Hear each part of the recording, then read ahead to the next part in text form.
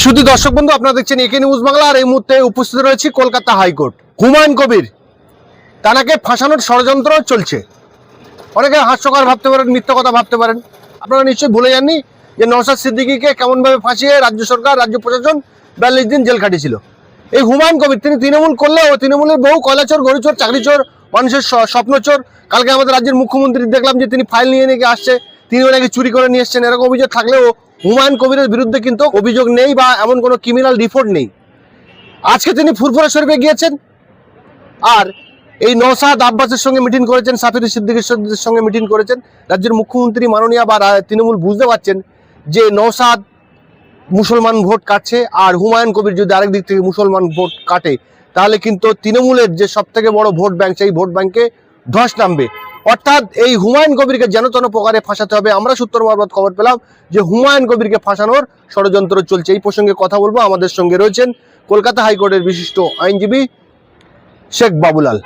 তৃণমূল কংগ্রেস 2011 সাল থেকে আজকের দিন পর্যন্ত যেভাবে মুসলমানদেরকে নিজেদের একটা পৈতৃক সম্পত্তি অর্থাৎ উত্তরাধিকার সূত্রে মুসলমানদের ভোটটার প্রাপ্য ছিল, এই যে একটা ধারণা তৈরি হয়েছিল, এবং মুসলমানরা যে তৃণমূল কংগ্রেসের কাছে একটা একটা বাধ্য ভোটার, এটা প্রমাণ করার চেষ্টা করেছিল যে মুসলমানদের যেই হয়ে যাক মুসলমানরা বাধ্য হয়ে মমতা বন্দ্যোপাধ্যায়কে ভোট দিতে হবে। এই একটা ধারণা, এই একটা ভ্রান্ত ধারণা মুসলমানদের মনের মধ্যে একটা প্রতিষ্ঠা করার চেষ্টা করেছিলেন। সেই দিক থেকে দাঁড়িয়ে আজকে হুমায়ুন কবিরের এই যে ফুরফুরা সফর, অর্থাৎ এই হুমায়ুন কবিরের যে আজকে নওশাদ সিদ্দিকী বা আব্বাস সিদ্দিকীর সঙ্গে একটা বৈঠক, এই বৈঠকটা একটা খুব ভালো বার্তা দিচ্ছে আগামী 26-এর বিধানসভা নির্বাচনের জন্য। তার কারণ বলতে কি আমি কারণটা ব্যাখ্যা করতে চাই।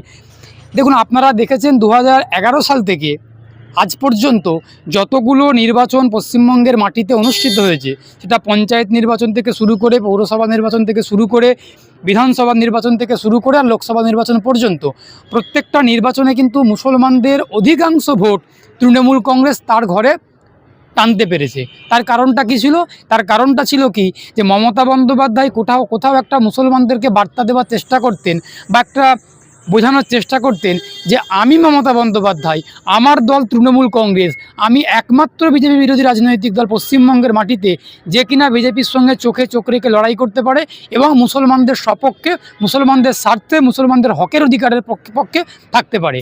কিন্তু আমরা সাম্প্রতিক এই গত কয়েক মাসের মধ্যে যেটা দেখতে পেয়েছি, মমতা বন্দ্যোপাধ্যায়ের কথার সঙ্গে মমতা বন্দ্যোপাধ্যায়ের দলের কাজের বা মমতা বন্দ্যোপাধ্যায়ের কাজের বিন্দুমাত্র সম্পর্ক নেই।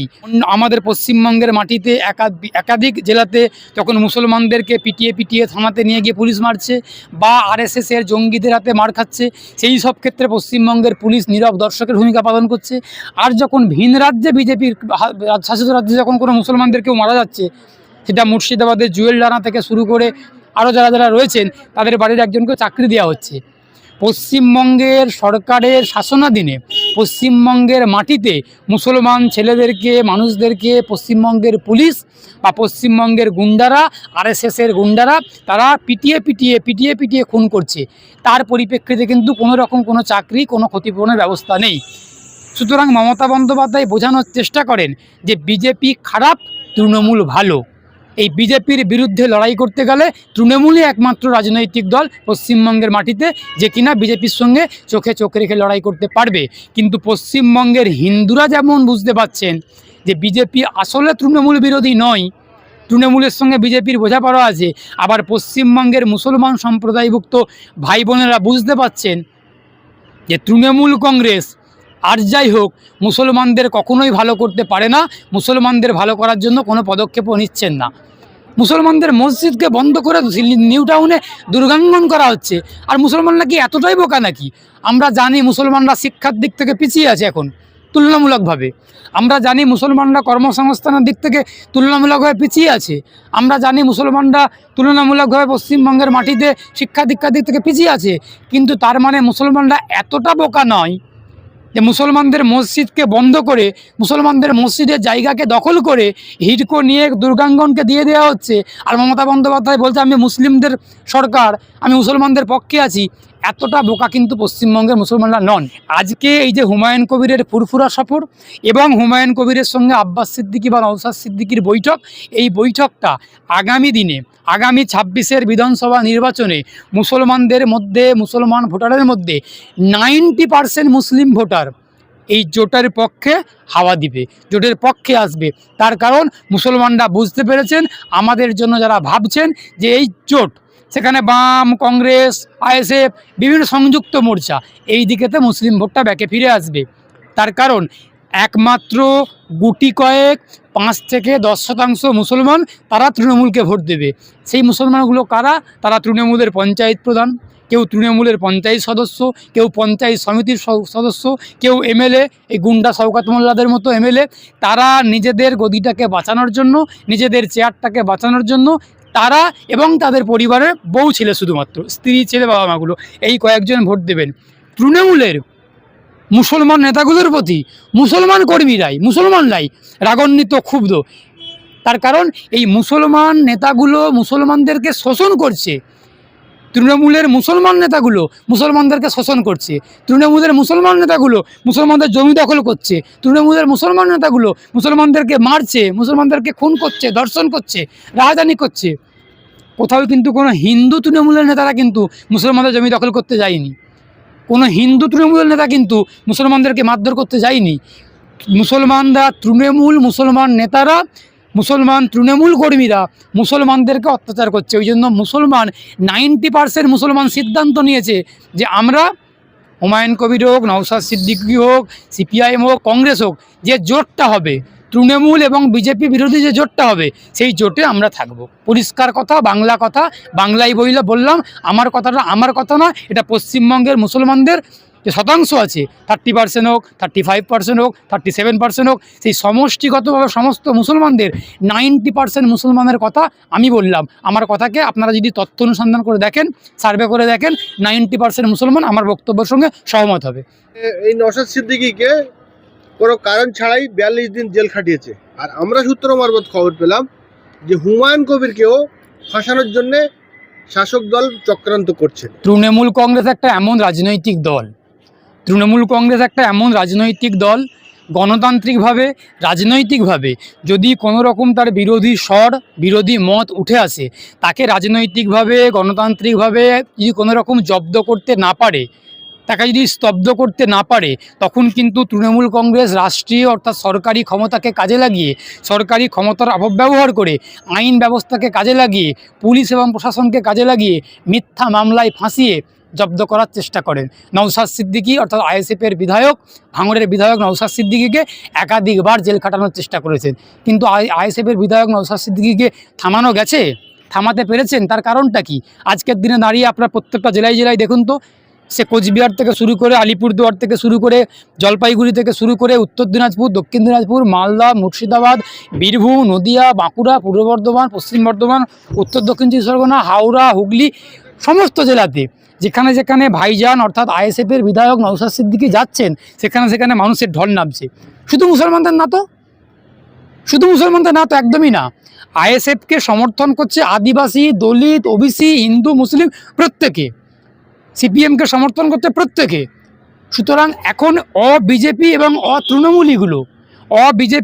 অতৃণমূলীগুলো এই আইএসএফ, কংগ্রেস, সিপিআইএম, আইএসএফ, আবার নতুন করে হুমায়ুন কবির, এই সমস্ত মানুষগুলোকে বিশ্বাস করতে শুরু করেছেন।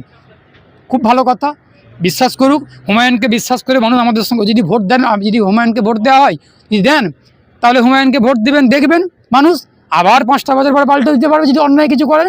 যেমন নওশাদ সিদ্দিকীকে 5 বছর আগে ভাঙড়ের মানুষ ভোট দিয়েছিলেন, 5টা বছর আগে ভোট দিয়ে দেখেছেন যে ভাঙড়ের মানুষের হয়ে গলা ফাটাচ্ছে, মুসলমানদের হয়ে, আদিবাসীদের হয়ে, তপশিলীদের হয়ে নওশাদ সিদ্দিকী গলা ফাটাচ্ছেন, চিৎকার করছেন, জেলে যাচ্ছেন, হামলা হচ্ছে, মামলা হচ্ছে। তারপরও নওশাদ সিদ্দিকীকে থামিয়ে রাখা যায়নি, স্তব্ধ করতে পারেনি তৃণমূল কংগ্রেস, স্তব্ধ করতে পারেনি। সুতরাং করতে পারে এরকম সরকার, মানে তৃণমূল কংগ্রেস তার রাজনৈতিক ক্ষমতাকে কাজে লাগিয়ে, সরকারি ক্ষমতাকে কাজে লাগিয়ে এমন করতে পারেন।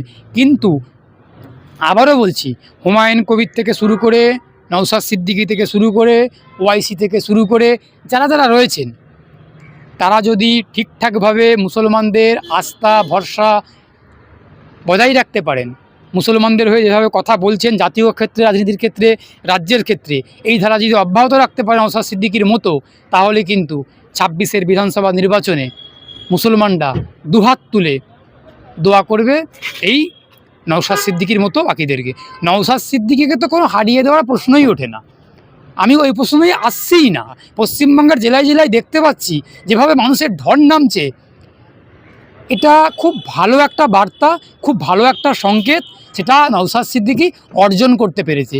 আজকের দিনে দাঁড়িয়ে পশ্চিমবঙ্গের মাটিতে যদি কোনো মাটির নেতা, যদি কোনো মানুষের নেতা থেকে থাকে, আমার দৃষ্টিকোণ থেকে নওশাদ সিদ্দিকী আছে, মীনাক্ষী মুখার্জি আছে, অধীর চৌধুরীরা আছে, এইসব মানুষগুলো না খুব মানুষের মনে জায়গা করে নিচ্ছে। এটা বলার আমার বলার উপরে কিছু নির্ভর করছে। সুতরাং তৃণমূলের যারা মুসলিম নেতাগুলো, যারা মুসলিম মানুষগুলো তৃণমূল থেকে বেরিয়ে আসছে, তাদেরকেই মমতা বন্দ্যোপাধ্যায়ের পুলিশ মিথ্যা মামলা দিয়ে মামলা করে একটা তার জীবনকে স্তব্ধ করে দেওয়ার চেষ্টা করছে।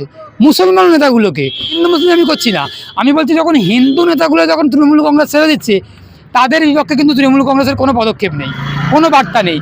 কিন্তু মুসলিমরা যখন ছেড়ে দিয়ে বেরিয়ে যাচ্ছে, যখন তৃণমূলকে যখন ছেড়ে বেরিয়ে যাচ্ছে না, তখন তার উপরে মিথ্যা মামলা, মিথ্যা হামলা এরকম করার চেষ্টা করছে। কারণ তৃণমূল কংগ্রেস জানে যে মুসলমানগুলো চলে যাওয়া মানে আমার কাছ থেকে 37% ভোট চলে যাওয়া, এই ভয়ে এই আতঙ্কটা করছে। যতই যাই করুক না কেন, বাংলার মুসলমানদেরকে ধরে রাখতে পারবে না। বাংলার মুসলমানরা সত্য, সঠিক, যোগ্য জবাব আগামী দিনের বিধানসভা নির্বাচনে এই আঙুলের মধ্যে দিয়ে ইভিএমেতে গিয়ে বুঝিয়ে দিবে। নওশাদ সিদ্দিকী, হুমায়ুনরা থেকে শুরু করে এটা তার জ্বলন্ত এবং চূড়ান্ত দৃষ্টান্ত।